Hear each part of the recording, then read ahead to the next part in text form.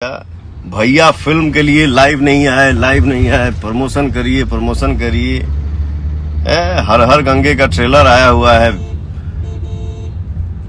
देख के वाकई में बहुत अच्छा लग रहा है। देखिए क्या है, आप सभी के आशीर्वाद के दम पे आदमी हमेशा चाहता है कि कुछ हट के काम हो। अपने ही फिल्म का प्रचार नहीं कर रहे हैं पवन सिंह, क्यों हो रहा है ऐसे? अब बताओ। इनका ठेकेदारी एगो अलग ही बा। ठीक है, बढ़िया है। कुछ वो बोल के तोहनी के चैन मिले के चाहिए। बाप रे बाप, खुश रहा जा। कौन ऐसा आर्टिस्ट है, कौन ऐसा कलाकार होगा जो अपने फिल्म का, अपने गाने का प्रमोशन नहीं करेगा, उसको प्रमोट नहीं करेगा? ये क्यों आप लोग नहीं? ठीक है, जो हमारे भाई कुछ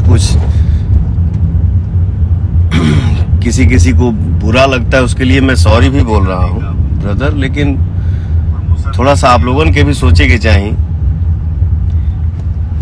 आप लोगों ने ही न समय दिया है। आदमी एक्टिंग कर रहा है, सिंगिंग कर रहा है, इवेंट करता है।